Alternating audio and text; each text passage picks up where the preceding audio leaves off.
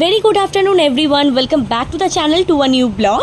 So তোমরা ব্লগটা দেখবে ইভিনিংয়ের বেসিক্যালি, কারণ ব্লগটা কাল রাতের।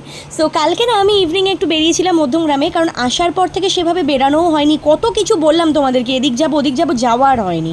নিজের পার্সোনাল কাজ ছিল, এদিকে ওদিকে গেলাম, আর যাওয়া হয়নি। তো আজকে একটু বেরিয়েছিলাম, ভাবলাম যে অনেক দিন হয়ে গেল ঘরে পরার জন্য টুকটাক জিনিস কয়েকটা কেনার দরকার ছিল, কারণ ঘরে সবসময় যে টি শার্টসগুলো পরি সেগুলো তো কেমন ফেড হয়ে গেছে। তো চলে এলাম মধ্যমগ্রাম চৌমাথা, এখানে শপিতে। আগে এটা সিটি লাইফ ছিল, পরে এটা কবে শপি হয়ে গেছে আমি নিজেও জানি না। সো ঢোকার পরে আমি ফার্স্টে যে দিকটাতে লেডিস কালেকশন ছিল আগে সেখানটাতে গেছিলাম, বাট ওদের একটু চেঞ্জেস হয়েছে। সো তারপরে খুঁজতে খুঁজতে কোনো রকমে লেডিস যে জায়গাটা সেখানটাতে এলাম, লেডিস কর্নার সেকশন, যেটাই তোমরা বলো না কেন। আমার কালেকশন সত্যি কথা বলতে গেলে খুব একটা ভালো লাগেনি, তোমরা তো দেখতেই পাচ্ছ। আমি ন্যাচারালি এই ধরনের কালেকশন পরি না, বাট তাও এখানে কয়েকটাই ঘরে পরার যে টিসগুলো বা টপসগুলো সেগুলো মোটামুটি, যেমন এই রেডটা আমার একটু ভালো লেগেছিলো। বাট মনে পড়লো যে কিছুদিন আগেই আমি ব্যারাকপুরে বাজার কলকাতা থেকে একটা রেড কালারে নিয়েছিলাম। তো আমি এই যে কালারটা, স্কাই কালারটা, এই কালারটা আমি নিয়েছি, একটা টপস আমি নিলাম। তারপরে একটু সাইডে আবার যে ওয়ান পিস বা টপসের যে কালেকশনগুলো, ওগুলো ওই কর্নারটাতে চলে গেলাম তোমাদের সাথে শেয়ার করার জন্য। আমি জানি না তোমাদের কেমন লাগছে, বাট আমি একদমই স্যাটিসফাই নই, বিকজ আমার এই ধরনের কালেকশনগুলো একদমই ভালো লাগছিল না।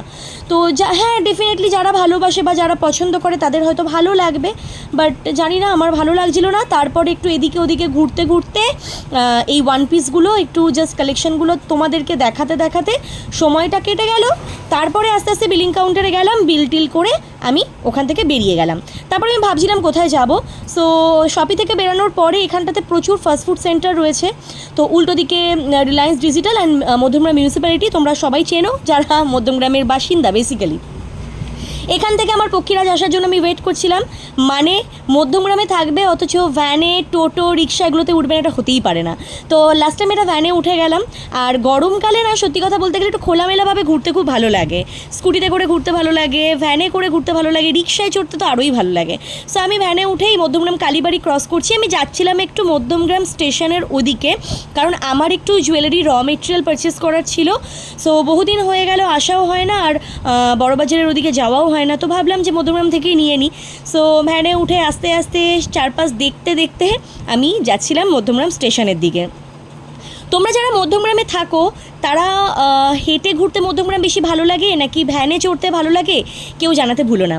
আর মধ্যমগ্রামে তো আজকাল মানে ফাস্টফুড সেন্টারের পুরো ছড়াছড়ি, মানে একটা ফুডের হাব বলতে পারো মধ্যমগ্রামটা, এভাবেই হয়েছে। যেদিকেই তাকাচ্ছি ছোটোখাটো ক্যাফেজ, ছোটোখাটো ফাস্টফুড সেন্টার, লাস্সি, কুলফি, কী না নেই, সবই রাস্তার উপরে একদম ওপেন। এটা যে দেখছো তোমরা, এটা হচ্ছে মধ্যমগ্রাম সুপার মার্কেট। এটা স্টেশনের একটু আগে। ছোটোবেলায় এখানে স্কুল ড্রেস থেকে শুরু করে সালোয়ার, চুড়িদার, কুর্তিস সব কিছু এখান থেকে বানানো হতো। তারপরে যাই হোক, আস্তে আস্তে মধ্যমগ্রাম স্টেশনেরই গলিটাতে ঢুকে যেখান থেকে আমি পারচেস করবো সেই দোকানে দাঁড়িয়েছিলাম। ওই যে গলিটা তোমরা দেখলে, ওটা কিন্তু রাসের মেলা যেখানে হয়, স্টেশনের একদম প্রপার গলিটা। যাই হোক, তারপরে আমার র মেটেরিয়াল পারচেস হয়ে গেল অ্যান্ড চলে এলাম গান্ধী স্টোর্স, মানে যেখানটাতে ব্লাউজ পাওয়া যায়। আমার মাসির জন্য একটু ব্লাউজ দেখছিলাম এখানে। তার আগে যে তোমরা মা তারার মূর্তিটা দেখলে, ওটা বেশ 2 বছর হলো নতুন হয়েছে। আমার বেশ ভালো লাগে, যখনই আমি ওখান থেকে আসি তখনই আমি চেষ্টা করি ভিডিওস বা ফটোস ক্লিক করার আর মাকে শান্তি ভরে প্রণাম করার। তারপরে টুকটাক জিনিস নেওয়ার পরে ওখান থেকে আস্তে আস্তে আমি টোটোয় উঠে গেলাম। ভ্যান পেলাম না আসার সময়, তো টোটোতে করে আস্তে আস্তে টুকটুক টুকটুক করতে করতে যাচ্ছিলাম। অ্যান্ড এখন আমি যাচ্ছি তোমাদের সাথে শেয়ার করার জন্য আমাদের মধ্যমগ্রাম কালীবাড়ি, ফেমাস মধ্যমগ্রাম কালীবাড়ি, যেখানে ছোটোবেলা প্রচুর কেটেছে। টিউশন থেকে ব্যাক করার পথে ওখানে বসতাম, বিকালবেলা মন ভালো না লাগলে ওখানে চলে যেতাম। মায়ের মন্দিরে বসে থাকার একটা আলাদা শান্তি।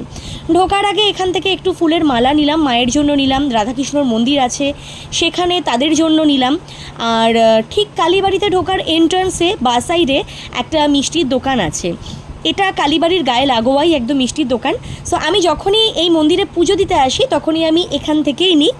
আর মায়ের পছন্দের একটা মিষ্টি, যেটা দক্ষিণেশ্বরেও পাওয়া যায়, বেসিক্যালি প্যারা সন্দেশ টাইপের। আমি যতবারই এসেছি ছোটোবেলা থেকে, যখনই আসি আমি কিন্তু এই সন্দেশটাই নিই। ইয়েস, যেটা উনি দিচ্ছেন। সো 2 জায়গায় নিয়ে নিলাম, মায়ের মন্দিরের জন্য, রাধাকৃষ্ণ মন্দিরের জন্য। অ্যাকচুয়ালি বাকি যে মন্দিরগুলো তোমাদের সাথে শেয়ার করব সেগুলো আস্তে আস্তে বন্ধ হয়ে গেছিলো। তো সেই জন্য সেখানে দক্ষিণাই আমায় দিতে হয়েছে, সেখানে আর পুজো দিতে পারিনি। আর কালকে সম্ভবত অম্বুবাচী উঠেছিল বলে সব পরিষ্কার হচ্ছিল, খুব সুন্দরভাবে তারা ক্লিনিং করছিল। সো পুজোটা আজকে আর দেওয়া হয়নি, ওরা রেখে দিয়েছে, ওরা সম্ভবত কালকে দিয়ে দেবে। যাই হোক, এবার আস্তে আস্তে মায়ের মন্দিরে উঠলাম। মায়ের মন্দির সম্পর্কে তো আলাদা করে তোমাদেরকে কিছু বলার নেই, তোমরা যারা মধ্যমগ্রামে থাকো তারা সবাই জানো যে মায়ের মহিমা একটা অন্য জিনিস। এখানে আসলে একটু মনটা শান্তই শুধু হয় না, মনের ওপর থেকে যত ঝড় ঝামেলা ঝড় ঝাপটা সবই অন্য রকমভাবে চলে যায়, সব দিক থেকে শান্ত হয়ে যায় মন, ভালো লাগে। অনেক পরিশ্রমের ফলাফল দেখে মনে হয় এখানটাতে আসলে যে সবই ঠিকঠাক হবে, একটা বিশ্বাস কাজ করে। যাই হোক, মায়ের মন্দিরের ভিডিও তোমাদের সাথে শেয়ার করলাম, ভক্তি ভরে প্রণাম করলাম। বিগত অনেক দিন পরে মধ্যমগ্রাম কালীবাড়িতে আবার এলাম, ভালো লাগলো। অলরেডি 9টা বেজে গেছিলো দেখে মোটামুটি সবই ক্লোজ হয়ে গেছিলো, তাও শুধুমাত্র তোমাদের সাথে একটু শেয়ার করব বলে আজকে আমি এসেছিলাম। আর আমার পুজো দেওয়াটা খুব দরকার ছিল, কারণ বহুদিন হয়ে গেল মায়ের মন্দিরে পুজো দেওয়া হয় না।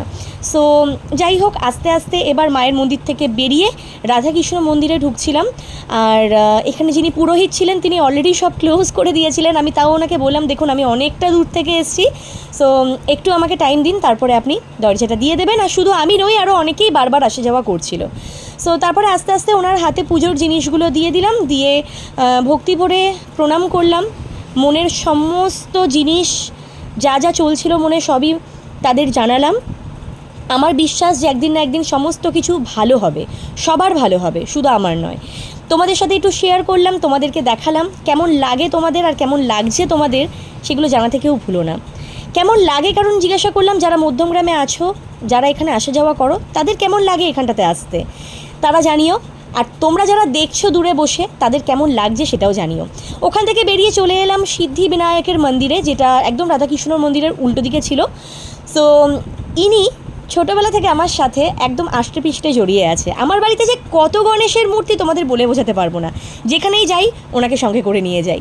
যাই হোক, প্রণাম টনাম করে দক্ষিণা দিয়ে আস্তে আস্তে বেরিয়ে চলে আসলাম কালী মায়ের মন্দিরের পাশেই সবথেকে পুরনো শিব ঠাকুরের মন্দির। হ্যাঁ, আগে শুধু শিবলিঙ্গ ছিল, আর এখন পাশ থেকে আরও দুজন শিব ঠাকুরকে বসিয়ে রেখেছেন, যেটা দেখতে খুব সুন্দর লাগছিল।